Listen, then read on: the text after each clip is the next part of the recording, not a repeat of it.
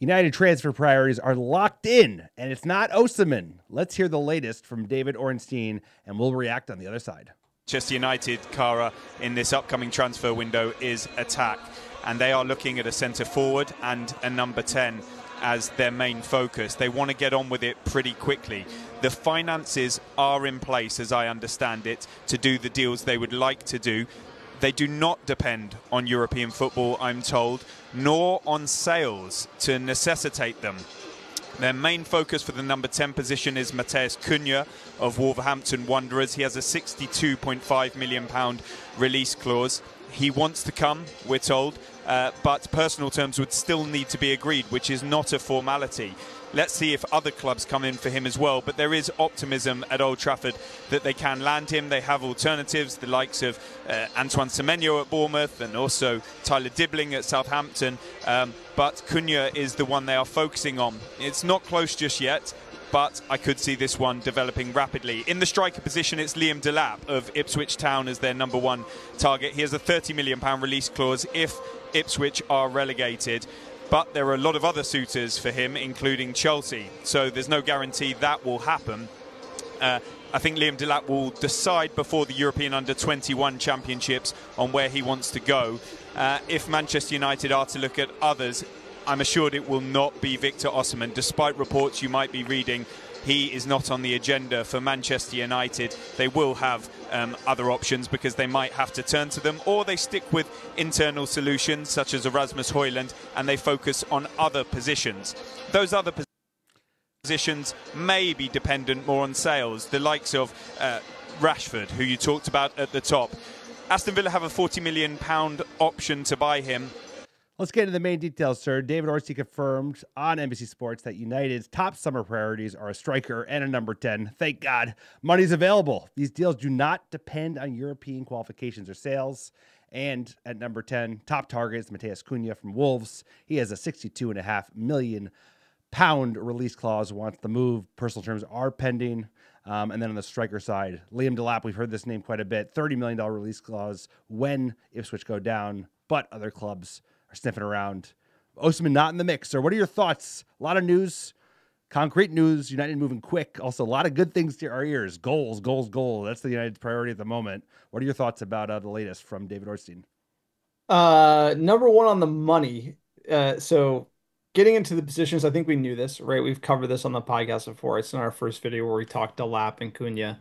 That's kind of been simmering below the surface, but this is a big update from Ornstein, and when Ornstein says it, right, he is the I'm going to say exactly what the club tells me type of guy, right? So that you're getting it straight from tier 1.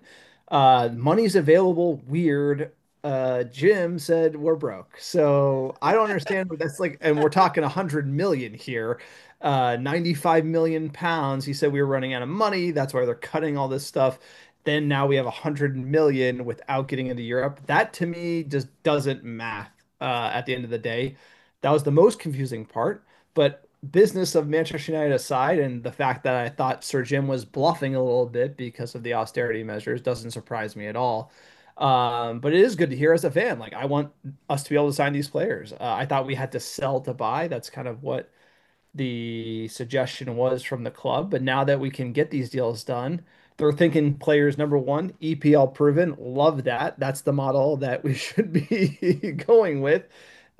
Teams going down, getting players cheap. Delap is one of those, as well as buyout clauses. Buyout clauses with players wanting to leave means that there's flexibility because we have leverage, right? If Cunha, we don't even have to talk to Wolves if it's 62.5, but we could talk to Wolves if it's a little less, be a little more flexible. So it's interesting. I like the business. It's straightforward. And it seems to me, because of the fact these players are EPL proven and they have buyout clauses, that means we can move quickly and get these deals done at the beginning of the summer transfer window, which means INEOS means business, and they want to get these 2 players in. And these are the profile players that I think would excel at Manchester United under Ruben Amorim. They seem both tailor-made for the system. Like you said, they're Premier League proven. The fact that Delap scored as many goals as he has for a poor Ipswich side speaks volumes to what type of player he is. And then second that with Cunha, who's also played with a pretty poor Wolves side and put up some really, really impressive numbers. Like you said, they have the buyout clause. Delap's going down with relegation. Also, I think the fact that Cunha's got a little hair on him, he's got some behavioral issues, there's some challenges with red cards. I think that's actually a benefit to United because maybe there won't be as many suitors because, because he's had some of those challenges before. But I think he'd be a great player for United. I think he's exactly what we need. Scores a lot of goals, makes a lot of assists. He's a dog, fights in the midfield. We need a little bit of that like mean mugging because I think we lack that sometimes at times. And at the same time, if these all can be done without Europa League, without having to sell additional players, that means we can get even more in because we have a lot of business to do. So I'm optimistic that they're figuring out that you do business early. We've learned so many times by the numpties in charge over the last decade plus, leaving it late never helps. Never helps. So doing business in April that's what I'm talking about. The one thing I will say is Cunha, exciting, very exciting, outstanding player. You look at him in Amram's system playing as at number 10. I think you're going to get a lot for that money. Delap, the jury's out, right? He is playing in a relegation-bound Ipswich side, but we should have good intel from Kieran McKenna because he came from United and probably is giving us good information. His stats not insanely impressive. He did score 12 goals, 2 assists in the league. His non-penalty XG per 90 minutes is 55th percentile for strikers over the last year. That's not great. Non-penalty XG even lower, 29 percentile. Obviously, Hoyland's in like the third percentile, like all-time bad. So it's definitely a step up there, but not great. We went through the Osimhen numbers. Those are amazing. He's obviously playing in Turkey, and he's playing for a good side in Turkey. But Delap, he's young. He could get to those levels. 12 goals is nothing to shake your head at in the EPL, but we saw Hoyland hit similar numbers. This one is not going to solve your problems as striker for Manchester United. So while Cunha definitely solves number 10, uh, Delap, you need somebody else. You need somebody else, right? And so with Hoyland, Delap, and like another serious striker, like it maybe a Sesko, I think we would be off to the races. But Delap's not going to be better than Marcus Rashford at number 9. I know Rashford doesn't want to play for United. He's going to move on. But if you think about you're getting rid of Rashford for 40, you're going to spend 30 for Delap. How much of an upgrade is that really? And for me, that's such an important role, such an important player at United. I kind of like the Osimhen move. I can see why INEOS doesn't want to do it. And it's interesting that we are saying no to that right out of the gate. Because it's a deal that the old United would jump all over. They'd be all over it. They give him huge money. And I have to agree. I think Cunha, you're set on 10 for the near term, right? You have, obviously, Mason Mount. You have Kobe Mainu, who's been playing up there a little bit under the manager. Then you have Cunha, Garnacho, Bruno. right? Bruno, Ahmad. Like, you have options. But from a striker standpoint, I agree. Hoyland, jury's out. Of course, beyond jury's out. Delap, he's coming into a big side.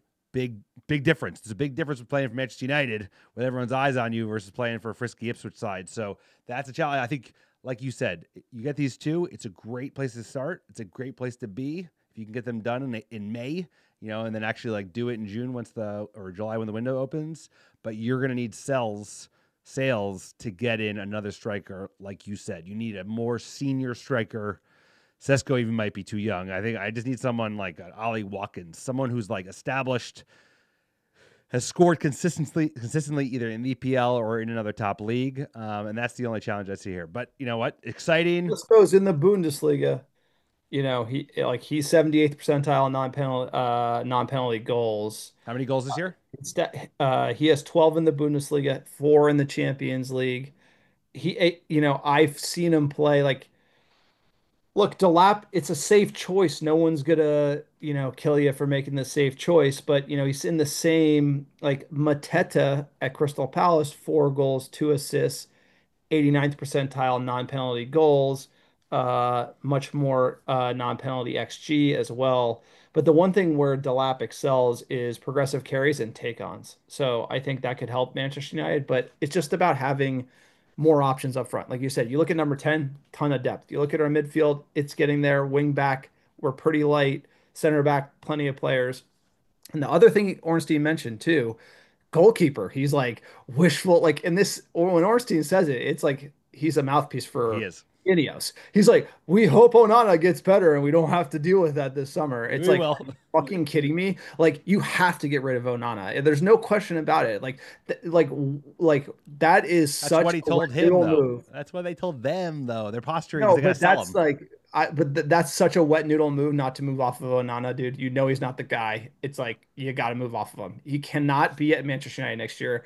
Like the Scouse bastards made that move, um, with his name's escaping me at the moment.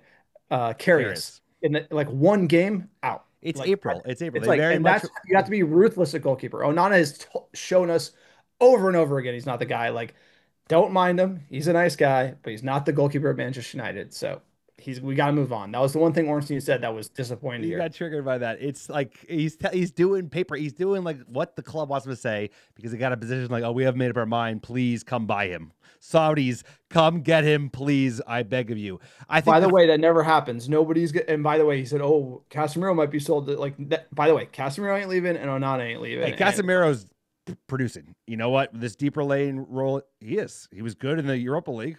He was good against He was Arsenal. good at the towards the later stages of the shit show against Lyon. Which Yes, we would have lost if it wasn't for He has not Casemiro. had a good season. He is not trending in the right direction. Like, but we are not going to sell him. That's like, you know. Anywho, I think the more thing is that you mentioned carriers of the ball, where we want elite carriers of the ball. Dogu is a carrier of the ball. Matheus Cunha is a carrier of the ball, as is Delap, as is Lenny Yoro. It's like these players have that profile where we just haven't been able to stitch up and bring the ball from one side of the field to the next. So they fit the mark for that. But either way, business early is never a bad place to be, because that's never been where we've been as Manchester United fans in the last decade, at least. Let us know what you think about this news bombshell from David Ornstein. Are we headed in the right direction? Is INEOS making the right moves? Please comment, like, and subscribe to the YouTube channel, and we'll see you in the next Manchester United video.